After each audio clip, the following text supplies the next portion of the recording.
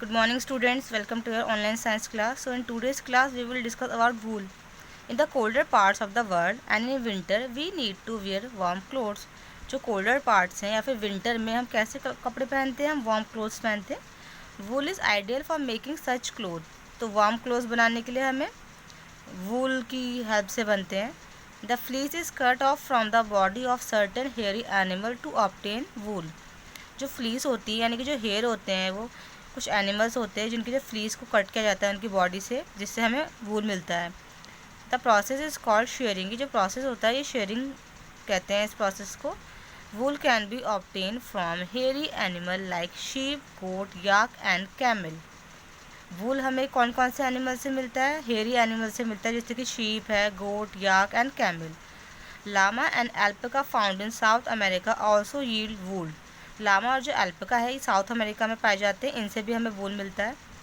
How our sheep is the main source. लेकिन जो sheep है वो मेन सोर्स है वूल का. Now sheep breeding. The quality and quantity of wool depend upon the breed of the sheep. जो quality है और क्वांटिटी है वूल की वो किस पर डिपेंड करती है कि जो हमारी जो शीप है वो कौन से ब्रीड की है, मतलब किस नस्ल की है. Native sheep may not be of a breed yielding good wool. जो नेटिव शेप है यानी कि जो हमारे जो देसी शेप्स होती हैं वो कैसी होती है, उनकी जो क्वालिटी होती है वूल की वो इतनी ज़्यादा खास नहीं होती है. So they are cross with exotic breeds. तो इसलिए उन्हें क्रॉस किया जाता है एक्जोटिक ब्रीड से, मतलब जो बाहर की जो शीप्स होती हैं. Which yield better wool. जिनसे जो है अच्छी हमें वूल मिलती है. For this purpose a native ewe the female and an exotic ram the male are used. इसके लिए जो है कौन सी एक नेटिव, एक तो मतलब यहाँ पे जो है नेटिव मतलब देसी जो शीप है यानी कि यू उसको लिया जाता है फीमेल, और जो एग्जॉटिक मतलब जो बाहर से जो लिया जाती है वो रेम यानी कि मेल का यूज़ किया जाता है. The process is called cross. से क्या होता है, क्रॉस ब्रीडिंग कहलाता है ये प्रोसेस. In our country cross breeding with some exotic breeds like merino. हमारी कंट्री में जो है कुछ ब्रीड्स है जिनको क्रॉस ब्रीडिंग कराया जाता है, लाइक मरीनो है, रैम्बोलियड है, कॉरिडेल है, Somalia, Dorset and Soviet merino has given good result. The sheep of some exotic breeds yield large quantity of wool. जो एक्जोटिक ब्रीड्स हैं उनसे कुछ बहुत अच्छी क्वालिटी की हमें वूल मिलती है. फॉर एग्जांपल जैसे कि रैम्बोलिड है can give up to 5.5 kg of wool in a year. जो रैम्बोलिड शीप है उससे हमें 5.5 kg वूल मिलता है एक साल में. Only healthy ram are selected for breeding. Only जो हेल्दी रेम्स होती हैं उन्हें सिलेक्ट किया जाता है ब्रीडिंग के लिए. The spring season is the best time for mating. जो स्प्रिंग सीजन होता है वो बेस्ट टाइम होता है मैटिंग के लिए.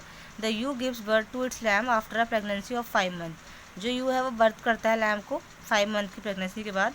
Eight the end of the rainy season, rainy season के एंड में a lamb lives on its mother's milk for the first few days. जो लैम होता है वो कुछ दिनों तक तो वो अपने मदर्स मिल्क को ही फीड करता है.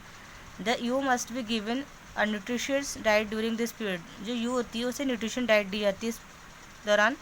इन addition to pasture grass, additionally उसे ग्रास दी जाती है. It should be given barley, जौ, ग्राम, चना, ज्वार, cake of groundnut and cotton seed, ये सब उसे दिए जाते हैं.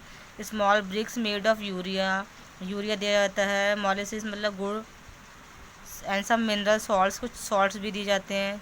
शुड बी ऑल्सो भी गिवन एज अ सप्लीमेंट की फॉर्म में वो दिए जाते हैं. Now common Indian breeds of ship. यहाँ पे कुछ इंडियन ब्रीड्स दे रखी हैं शिप की. India has different types of climate in different regions. India में जो है वो अलग अलग टाइप का क्लाइमेट होता है अलग अलग रीजन्स में. All type of climate do not suit all breeds of sheep. तो हर तरीके का जो क्लाइमेट है वो हर शीप को सूट नहीं करता है. Hence different breeds exist in different reason.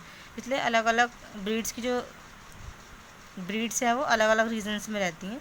As mentioned in the table, जो कि एक टेबल में यहाँ पे दिए गए हैं. Common breeds of sheep in India.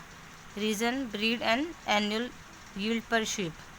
तो नॉर्दर्न रीजन में क्या होता है, कौन सा है, यहाँ पे है भाकरवाल, गैडी, कश्मीर मेरिनो मिलती हैं. इनका जो एनुअल यील्ड करती हैं 1 से 1.25 kg वूल करती हैं. वेस्टर्न में है मारवाड़ी, लोही, नैली, बीकानेरी या पैटर्न वैडी, ये है 1.4 से 2.8 kg तक वूल यील्ड करती हैं. ईस्टर्न में है बॉलिनगिर, छोटानागपुरी शाहाबादी ये 0.25 से 1.5 kg तक करती हैं। साउथर्न में है कोयम्बटूर, डेकनी और नीलगिरी, ये 0.4 से 1.6 kg तक वूल यील्ड करती हैं। Now sheep farms in the northern states of our country, जो नॉर्थर्न स्टेट्स हैं हमारी कंट्री के, several sheep breeders are nomads, जो बहुत सारे जो शीप ब्रीडर्स हैं मतलब जो शीप को पालते हैं वो नॉमेड्स हैं, मतलब वो एक जगह से दूसरी जगह पे जाते रहते हैं, उनका कोई परमानेंट प्लेस नहीं होता। During summer they migrate with their sheep to the mountains, summer में वो माउंटेन की तरफ चले जाते हैं, अपनी शीप्स को लेके माइग्रेट हो जाते हैं। वेयर पास्चर अवेलेबल, जहाँ पे उन्हें पास्चर मतलब ग्रीस मतलब घास मिलती है, बहुत सारे मैदान मिलते हैं घास के। And on the onset of rain they bring their sheep to the plains और लोअर हिल, और रेन की शुरुआत जब बरसात का स्टार्ट हो जाता है सीज़न, तब वो प्लेन्स और लोअर हिल्स की तरफ आ जाते हैं अपनी शीप्स को लेके। However many breeders maintain sheep farm, बहुत सारे जो शीप ब्रीडर वो शीप फार्म भी बना लेते हैं। Sheep can withstand cold weather due to the wool on their body, जो शीप है ये ठंड, बहुत ज़्यादा ठंड को भी सह लेती है क्योंकि इनकी बॉडी पे काफ़ी सारे हेयर होते हैं। They need warm condition only during lambing, इन्हें वार्म कंडीशन चाहिए होती है जब वो लैम्बिंग करते हैं, यानी कि जब उनके लैम्प्स होने वाले होते हैं baby sheep. And lambs need it for a few days after they are born, और लैम्प और कुछ ही दिनों, and lambs need it for a few days after they born, और बॉर्न होने के कुछ दिनों तक ही उन्हें इस तरीके का एटमॉस्फेयर चाहिए होता है। So simple sheds with only a roof and fencing are generally quite sufficient, तो उनके लिए बस सिंपल शेड जिसमें रूफ हो और फेंसिंग हो वो काफ़ी सफिशिएंट होता है।